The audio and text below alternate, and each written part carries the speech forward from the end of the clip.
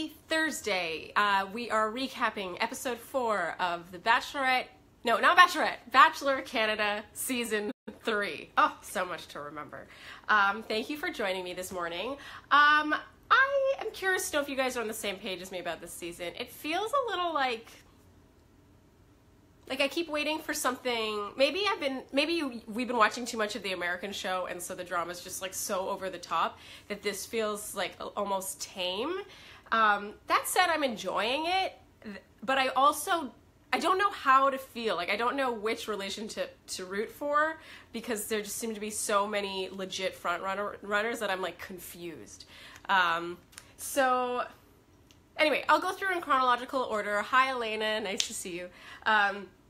And yeah, we'll go through in chronological order. So it starts, there's a big point of this episode is the drama between Jesse and Brittany. And I feel for Jesse because I remember being in that experience. It was a while ago, but I still remember, and there is something very, very grating about a fake seeming person. Someone who like seems to turn it on for the cameras or just isn't themselves all the time. So I can relate to that irritation. That said, oh, and also it's easy from our sofas to be like, oh, just ignore it, like, get over it, what's the big deal? But like when you're living with that person, it really gets to you. But that said, it says something that not everyone seems as annoyed as Jessie does. It seems like she's really annoyed about Brittany, and everyone else is kind of like, yeah. And so I do feel like because of that, I kind of wish Jessie would just sort of rise above it, because she's not doing herself any favors, and it's becoming the focal point of her edit, which is a shame, because I actually do think she and Chris have a connection. It's just that I didn't even like take a note about it. Like, I'm like, okay, like all I see is her and Brittany. So shocking that they put Brittany and Jesse on the same group date, right? I don't think anyone was surprised about that. Stacy. So Stacy was an early, like, high pick for me. I think I had her second in my original 4, just based on the intro videos. And this was the week where I was like, okay, Stacy's not. If she's a front runner, they're doing one crazy ass edit, because the only bit of her one-on-one time shown was basically Chris asking Stacy if she had a rebellious side, or if did she have an example of her being rebellious, and her kind of being like, no. And this was during a voiceover of Chris talking about how he wants a girl with a bit of a wild side, a bit of an edge, maybe a rebellious side. And so that's the only bit of one-on-one time we're shown between them. Like, I know they had a kiss last week, but that's it. I think that, for me, that was the kiss of death with Stacy. So the Bomba group date was super cute. I was really impressed by the women and how confident they were going into something that, frankly, for me would be very nerve-wracking. Like, they had to write their poems and sort of rap them and perform them.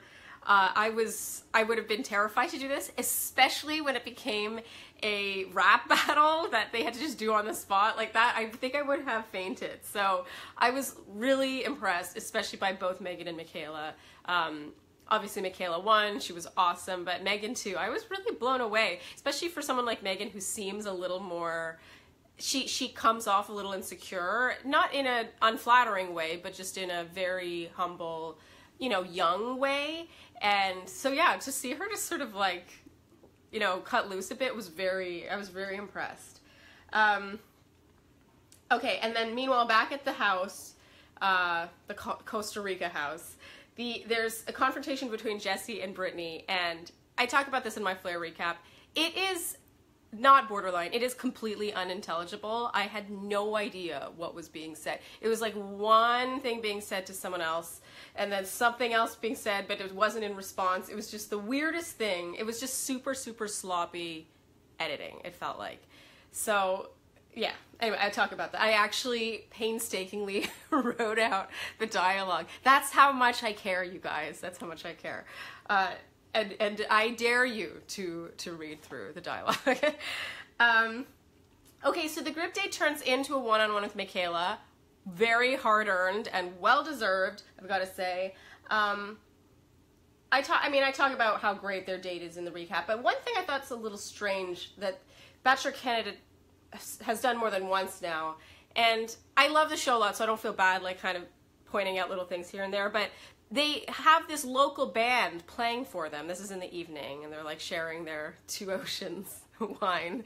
And they have this local band playing for them, and then have a complete, I guess it's not a voiceover, but like a music over of some other generic, like sort of intimate music between the two. And you can't hear anything from the band, the local band that they've hired. And it was just so like, why wouldn't you do that? Same with last week when they were at some like local festival, and all it became was this like slow-mo thing of like people on stilts, and it was all about Britney and how she was gonna like, she was ready to kill that day. And it's just, it's sort of, here's the thing. If you're gonna be in Costa Rica and you don't want to make it about Costa Rican culture in any way, that's fine, but don't pretend you are and then make it about something else. That's my one beef. I think that's a little, I'm just throwing a little shade on that.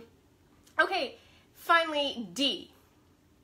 I feel like D's dialogue the past 2 or 3 episodes has been, the last 2 episodes. If Chris doesn't see a future with me, I want to know now, I gotta go home. And I feel for D, I really do, but it was starting to sound a little broken record-like, and I kind of felt like, when is this conversation going to happen? Like, what did they talk about last time? Like, and what are you feeling? Like, the fact that she felt so insecure and felt the need to, like, seek that from him, I feel like is all the information you need. And it's a shame, because I had D as my early, she was also in my early top 4. But yeah, the hunting down of Chris and like trying to get her feelings reciprocated, or finding out if they're reciprocated, it just felt all, it was like, okay, that's all you need to know. Like, it's time to go home for sure. And of course, Chris letting D go home during the cocktail party was predictable. I mean, we haven't seen anything between the two of them. I cannot help but think, and this is my personal opinion, I'm open to other opinions, please let me know if you agree or disagree, that if she did not have a daughter, things would have gone differently. Like, when she got the first impression rose, since when does anyone who gets a first impression rose leave as early as episode 4? It's almost unheard of. And of course, when he gave her the first impression rose, he did not know that she had a daughter. And I just can't help but think that he wasn't into that, which is his prerogative. He can be into that. I just would have preferred a little more honesty on that front. Like, just been like, hey, like, I've always known that I wanted to, you know, marry someone who didn't have kids, because I wanted our kid experience to be our first, our mutual first, or something like that. As opposed to a generic, and this is something he actually said, some connections that were strong in the beginning just haven't been as strong lately, or haven't been advancing. And it's like, okay, I cannot help but think if she were not a mother, he gave her the first impression rose, that she would have, you know, had more time than she's had. So it's just, it feels a little disingenuous to me, but I mean, I can't knock them. I mean, it's not for everyone, so yeah. All right, you guys, that is it for today, for episode 4. Be sure to read my Flair recap. It's a long one today.